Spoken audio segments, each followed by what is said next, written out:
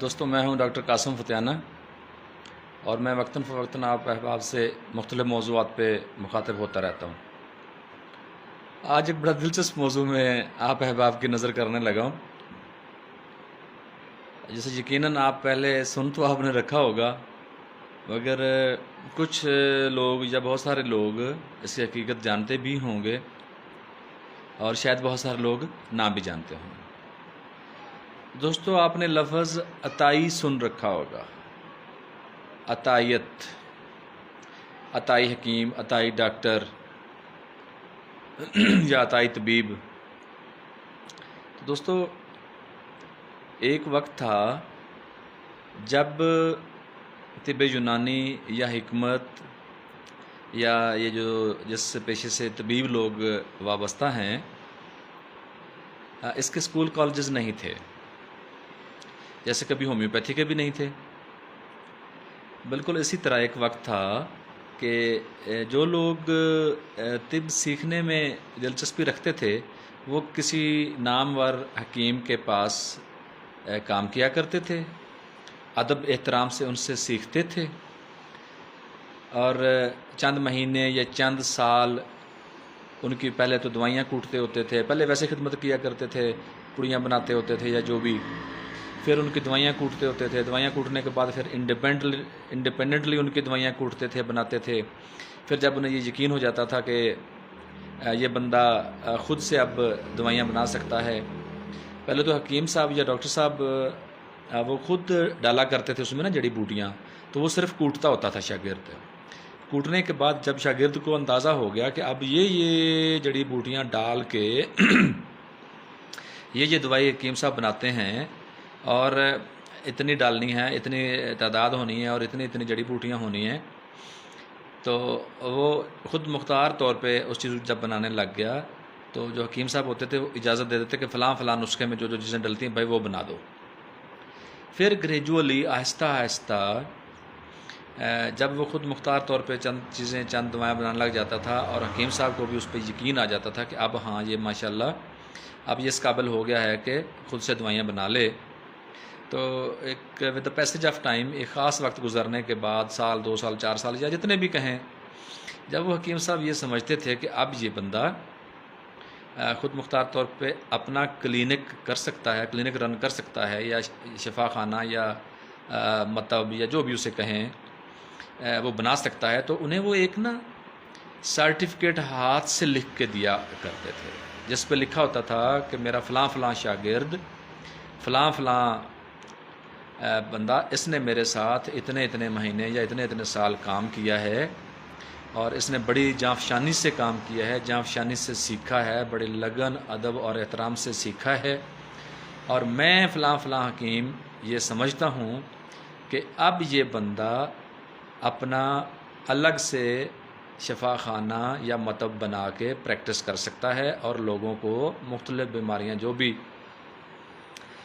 ہیں اس وقت کی جو بیماریاں ہوتی تھی یا اب کی بھی ہیں، وہ ان بیماریوں سے ان لوگوں کو شفا یاب کر سکتا ہے اپنی دوائیں جڑی بوٹیوں سے بنا کے۔ وہ سرٹیفکیٹ دے دیتا۔ سرٹیفکیٹ دینے کا جو ہے نا احسن لفظ، اچھا لفظ یہ کہا جاتا تھا کہ یہ سرٹیفکیٹ یا یہ سند فلاں فلاں خوشی کے موقع پہ فلاں فلاں بڑے حکیم صاحب نے اپنے شاگرد فلاں فلاں کو اس خوشی کے موقع پر عطا کی، یعنی یہ سند اس موقع پہ عطا کی، اور وہ بڑے فخر سے اس دور میں جب یہ سرٹیفکیٹ یا سند عطا ہوتی تھی تو وہ بڑے فخر سے کہتے تھے کہ میں فلاں فلاں حکیم صاحب کا عطائی شاگرد ہوں۔ اور آج کل تو یہ لفظ ایک گالی بن چکا ہے نا کہ فلاں عطائی ہے۔ پھر ایک وقت آیا کہ جب بہت سارے عطائی حکیم ہو گئے جو انفیکٹ اہل نہیں ہوتے تھے، وہ لوگ بھی بیٹھنے لگ گئے، تو ان سے جو شفا کی شرح تھی نا جیسے بڑے حکیموں میں تھی اس طرح سے نہیں ہوتی تھی، تو پھر حکومت تک یہ بات پہنچی کہ بھئی یہ لوگ تو بہت زیادہ ہو گئے ہیں اور ان سے لوگوں کو فائدہ کی بجائے نقصان ہو رہا ہے، تو ان کے متعلق کوئی نہ کوئی قانون سازی ہونی چاہیے۔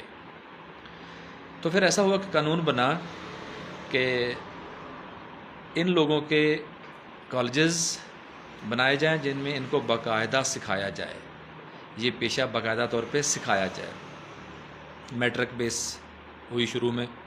میٹرک بیس پہ ان لوگوں کو پڑھایا جانے لگا، ابھی بھی طب کے لیے میٹرک بیس ہی ہے۔ پھر ایک وقت ہومیوپیتھی پہ بھی یہ گزرا۔ ہومیوپیتھک ایک ڈاکٹر ہمارے دوست تھے، اللہ تعالیٰ انہیں جنت نصیب کرے، فوت ہو گئے 3-4 سال پہلے۔ ان کے پاس ہومیوپیتھی کا بھی یہی طریقہ کار تھا پہلے، کہ جن لوگوں نے انڈیا سے یا کہیں سے ہومیوپیتھی پہلے پڑھی ہوئی یا سیکھی ہوئی، پڑھنے کا تو معاملہ بعد میں ہوا، کالجز تو بعد میں بنے، جن لوگوں نے ہومیوپیتھک ڈاکٹر کسی کے ساتھ کچھ مہینے کچھ سال لگائے ہوئے تھے، اور جب وہ بھی یہ کنسیڈر کرتے تھے کہ اب یہ میرا شاگرد خود سے الگ سے اپنا کلینک کر سکتا ہے، تو انہیں وہ اجازت دے دیتے تھے اور ہاتھ سے لکھ کے دیتے ہوتے تھے ایک سرٹیفکیٹ کو سند کہتے ہیں، آپ کو پتہ ہی ہے، لکھ کے دیتے تھے کہ یہ ہمارا شاگرد، اس نے میرے ساتھ اتنے مہینے یا اتنے سال کام کیا ہے، اور اب ماشاءاللہ یہ خود سے انڈیپینڈنٹ، خود مختار اپنا کلینک رن کر سکتا ہے۔ اور وہ لوگ لفظ جو ہے نا سرٹیفکیٹ گرانٹ کرنا یا دینا، تو اس کو عطا کرنا، ذرا وہ اچھے لفظوں میں لکھا جاتا تھا اردو میں، کہ یہ تصدیق کی جاتی ہے کہ میرا فلاں شاگرد نے میرے ساتھ اتنے وقت یا اتنے مہینے یا اتنے سال میرے ساتھ کام کیا، اب میں یہ سمجھتا ہوں یہ خود مختار طور پہ اپنا کلینک رن کر سکتا ہے، لہٰذا میں یہ سرٹیفکیٹ اس کو عطا کرتا ہوں۔ یا یہ بھی ساتھ لکھا جاتا تھا کہ فلاں موقع پہ یہ سرٹیفکیٹ فلاں خوشی کے موقع پہ فلاں بڑے ڈاکٹر صاحب نے اپنے شاگرد ڈاکٹر کو عطا کیا، یا یہ سند عطا کی۔ جن لوگوں کو وہ سرٹیفکیٹ عطا کیا جاتا تھا، وہ لوگ اس دور میں بڑے فخر سے کہتے تھے کہ میں فلاں ڈاکٹر صاحب کا عطائی شاگرد ہوں، اور چونکہ اس پہ قانون سازی تھی نہیں، پھر وہی ہوا کہ ان لوگوں کی جب بہتات ہو گئی، بہت سارے لوگ ہو گئے اس طرح سے سرٹیفکیٹس والے، اور لوگوں کو شفا اس حساب سے نہیں مل رہی تھی جتنا آپ کو پتہ ہے کہ کچھ بیچ میں 2 نمبر سرٹیفکیٹس بھی لوگ ایشو کروا لیتے ہوں گے گپ شپ کی بنیاد پہ، سلام دعا کی بنیاد پہ، یا اس کی خدمت خاطر کر کے، جیسے دنیا داری میں یہ ہوتا ہے معاملہ۔ تو پھر یہ گورنمنٹ تک بات پہنچی، اس پہ قانون سازی ہوئی، گورنمنٹ نے باقاعدہ کہا کہ کالجز بنائے جائیں، کالجز میں ان کو باقاعدہ تعلیم دی جائے، باقاعدہ تعلیم کا ایک نصاب مقرر کیا گیا، جیسے وہ آپ کو پتہ ہے anatomy, physiology, hygiene, sanitation, laboratory, pathology, materia medica, philosophy, جو بھی آپ کو پتہ سبجیکٹس وہ پڑھانے کے بعد جب وہ لوگ پڑھ جاتے تھے، پھر ایک کونسل بنائی گئی، کونسل میں نیشنل کونسل فار ہومیوپیتھی آپ کو پتہ ہے، اسی طرح نیشنل کونسل فار طب ابھی بھی ہے، اس وقت بنائی گئی۔ اسی طرح آپ دوستوں کو میں ایک گوش گزار کرنا چاہوں گا کہ آج کل الیکٹرو ہومیوپیتھی میں عطائیت بہت زیادہ ہے، معذرت ساتھ کہوں گا، کیونکہ عطائیت تو خدا نخواستہ ایک گالی کی شکل آج اختیار کر چکا ہے نا، مگر جن کالجز سے، جن سکولوں سے یا جن انسٹیٹیوٹ سے لوگوں نے الیکٹرو ہومیوپیتھی کے سرٹیفکیٹس خریدے ہوئے ہیں، لیے ہوئے ہیں، ان کی بھی قانونی حیثیت معذرت کے ساتھ میں کہوں گا کوئی نہیں ہے۔ جب ان کی قانونی حیثیت معذرت کے ساتھ نہیں ہے تو بالکل وہ ویسا ہی ہے جیسے کوئی ایک پرانا حکیم یا پرانا ہومیوپیتھک ڈاکٹر سرٹیفکیٹ دیتا ہوتا تھا، وہ ہاتھ سے لکھ کے دیتا تھا، اور آج کل یہ ہے کہ وہ ذرا پرنٹڈ فارم میں دے دیتے ہیں۔ بات تو ایک ہی ہے، اصل بات اتھینٹسٹی ہے کہ وہ گورنمنٹ سے منظور شدہ ہے کہ نہیں ہے۔ کوئی بھی کالج یا کوئی بھی ادارہ گورنمنٹ سے منظور شدہ نہیں ہے الیکٹرو ہومیوپیتھی کا، اور فی الوقت جتنے بھی الیکٹرو ہومیوپیتھک پریکٹیشنر بشمول میرے پاس بھی ویسا ہی ایک سرٹیفکیٹ ہے کسی ادارے کا، جہاں سے ویسے میں نے تو الحمدللہ پڑھا تھا، بڑے شوق سے پڑھا تھا، مگر اس میرے سرٹیفکیٹ کی عطائیت سے زیادہ اہمیت نہیں ہے۔ تو جس کے لیے میں یہ دوستوں سے گزارش کرنا چاہ رہا ہوں کہ میں گورنمنٹ کو اپروچ کرنے لگا ہوں، جو بھی میرا طریقہ کار ہے وہ دوستوں کے ساتھ، کچھ دوستوں کے ساتھ تو میں شیئر بھی کر چکا ہوں۔ گورنمنٹ کو میں یہ اپروچ کرنے لگا ہوں کہ وہ ان کے باقاعدہ کالجز بنائیں، باقاعدہ کالجز بنانے کے بعد جو لوگ کوالیفائی کر کے سامنے آئیں، ہاں جو ماضی میں جن کے پاس وہ عطائیت والے سرٹیفکیٹ ہیں ان کو فی الحال رجسٹر کر کے ان کو پریکٹس کی اجازت دیں، میں اس کا کیس کرنے لگا ہوں، جہاں بھی میں نے کرنا ہے وہ میں دوستوں کے ساتھ ڈسکس کر چکا ہوں. فی الحال سب لوگوں کو بتانا وہ مناسب نہیں، قبل از وقت ہوگا. تو انشاءاللہ مجھے امید ہے کہ میں گورنمنٹ سے قانون سازی جو بھی وہ کرنا ہے، گورنمنٹ سے بھی قانون سازی کے لیے ہاتھ پیر ماروں گا، مار رہا ہوں. کچھ کام ہو چکا ہے، کچھ باقی ہے.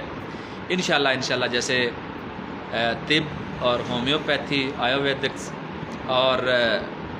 باقی جو بھی ان کے ساتھ گورنمنٹ کے ساتھ منظور شدہ طریقہ علاج ہیں، بالکل اسی طرح سے میں کوشش کر رہا ہوں. اور انشاءاللہ اللہ تعالیٰ میرا حامی ناصر ہوگا. آپ لوگ دعا کر دینا. میرے ساتھ جو لوگ ہیں وہ بھی انشاءاللہ بڑے قابل لوگ ہیں جو میرے ساتھ چل رہے ہیں. تو انشاءاللہ اللہ پاک خیر فرمائے گا. میں الیکٹرو ہومیوپیتھی کو بھی منظور کرانے میں انشاءاللہ آپ احباب کی دعاؤں سے کامیاب ہو جاؤں گا. امید ہے کہ آپ کو عطائیت کی سمجھ آ گئی ہوگی. اللہ پاک آپ سب کا حامی و ناصر ہو. والسلام.